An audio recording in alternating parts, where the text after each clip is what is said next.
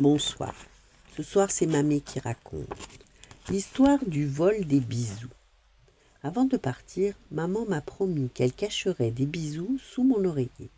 Le soir venu, je n'aurai qu'à fermer les yeux et ils se poseront sur moi. Ce sera comme si elle était là pour me dire bonne nuit. Mais le soir est là et je n'arrive pas à fermer les yeux. Mon oreiller est froid. On dirait qu'il a l'odeur du jardin. Il sent la glycine, je crois. Je le soulève et qu'est-ce que je vois? Eh ben rien. Il n'y a rien dessous, rien. Pas le moindre baiser, pas le moindre petit bisou. Et j'appelle. Maman! Mais maman est partie. C'est Claire qui vient, comme chaque fois que maman s'en va pour son travail. Je demande à Claire qui a fait mon lit aujourd'hui. Elle dit que c'est elle, que j'ai de la chance, qu'elle a mis les draps au soleil sur le rebord de la fenêtre, comme maman le lui a demandé. Et l'oreiller? Eh bien, l'oreiller, je l'ai secoué, secoué. Figure-toi qu'il est même tombé. Je suis allée le rechercher en bas. Il était sous la glycine. Je n'avais plus envie de sourire. Alors, je les retrouverai jamais. Et j'ai réclamé. Mes bisous, mes baisers, c'est toi qui les as fait tomber. Maman m'avait juré qu'elle en mettrait une provision sous mon oreiller avant de s'en aller. Oh, c'est pas la peine de faire une histoire pour quelques bisous de rien du tout qui se sont envolés quand je secouais ton oreiller. D'ailleurs, il était plein de poussière. Et puis, tu en reçois à longueur de journée des bisous. Non, Claire, tu as oublié que maman vient de s'en aller et c'était des bisous qui tiennent longtemps. Mon frère, qui fait semblant de dormir, a ricané. C'est moi qui les ai. J'ai bondi. Voleur, rends-les-moi. Mais il a appuyé de toutes ses forces sur son oreiller. Arrête, tu vas les écraser. Je me suis recouchée, désespérée. Pour me consoler, Claire m'en a quand même donné un. À elle, je l'ai glissé sous mon oreiller froid. Si vous arrêtez de vous disputer, je t'en donnerai 3 autres. Je n'ai plus rien dit. Surtout que mon frère dormait déjà. C'était sur lui. Il avait les bons bisous. Claire m'en a redonné 3 autres, comme promis, mais ils n'avaient pas le goût de ceux de ma maman. Alors j'ai pleuré, parce que je n'arrivais pas à m'endormir. Mon frère ronflait. Je me suis approchée de son lit, j'ai passé ma main sous son oreiller, et j'ai repris mes bisous. C'étaient les vrais. Ils étaient doux, chauds, je les ai déposés sous mon oreiller, et je me suis vite endormie. Au réveil, mon frère hurlait. Claire est arrivée pour voir ce qui se passait. Entre 2 sanglots, il lui a expliqué que je lui avais repris les bisous pendant qu'il dormait. « Mais quels bisous ?» a dit Claire, qui ne se souvenait déjà plus de notre dispute. « Mais les miens !» J'avais crié en même temps que mon frère. Il était debout près de mon lit et commençait à tirer sur mon oreiller.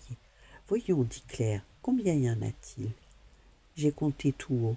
« Tu m'en as donné 3 hier soir. Tu m'en avais déjà donné un avant. Il y avait la provision de maman. Ça a fait bien 1 millier de bisous. C'est ce qu'elle dit sur les cartes et au téléphone quand elle est en voyage. 1 millier. Mais c'est ma provision à moi. C'est moi qui ai eu l'idée. Mais partage-les, a dit Claire. Ça fait 500 chacun, c'est énorme. J'ai eu beau ronchonner, il a fallu que je donne la moitié du millier à mon frère. J'ai trouvé que les bisous qui me restaient ne sentaient pas grand-chose, à cause de mon frère qui les avait trop écrasés. Furieuse, j'ai écrit à maman pour lui raconter. Claire a faxé la lettre. Maman a répondu aussitôt en annonçant une surprise pour le courrier du lendemain, quelque chose qu'elle ne pouvait pas envoyer par fax. Au matin, on a guetté le facteur. Après le petit déjeuner, il y avait une grande enveloppe. Elle était bourrée de confettis bleus et roses. Sur chacun, expliquait maman, il y a un bisou. Elle avait aussi précisé les bleus pour Capucine et les roses pour Benjamin. Ils sentaient tous le parfum de maman. Elle avait écrit que c'étaient les plus jolis qu'on trouvait ici. Ici, c'est là-bas, là où elle est partie. J'ai mis mes bisous de papier sous mon oreiller. Benjamin a fait pareil, mais peu après, il a voulu les miens en disant que les roses, c'était pour les filles, que maman ou le marchand avait dû se tromper. Claire, qui étudiait dans la chambre à côté, est accourue pour nous calmer. Quand elle a ouvert la porte, la fenêtre s'est refermée avec le rideau coincé dedans.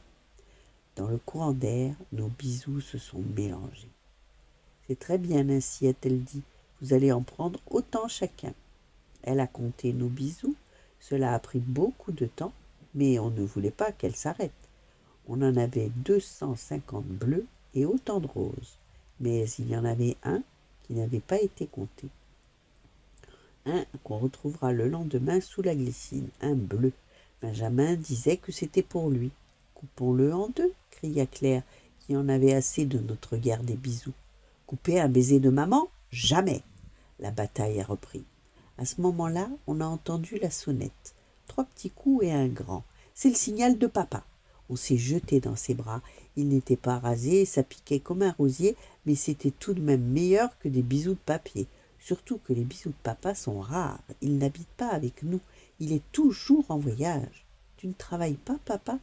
Mais vous ne savez donc pas que c'est samedi aujourd'hui que je promis de vous emmener au restaurant et au spectacle de clown après. On avait complètement oublié. Claire aussi et même maman. Je suis sûre, pendant qu'on se préparait, Claire a raconté à papa qu'on avait bien mangé, qu'on ne manquait de rien, si ce n'est de bisous. Elle lui a expliqué qu'on faisait des calculs compliqués et qu'on n'en avait jamais assez. Elle a ajouté qu'elle avait la tête qui allait exploser à cause de nos histoires. Alors papa a dit à Claire qu'elle avait bien besoin de partir en week-end et qu'il allait nous aider à recompter. Il resterait jusqu'au retour de maman. Ouais! On en était à combien de bisous déjà? Voilà. Bonne nuit, faites de beaux rêves et à demain.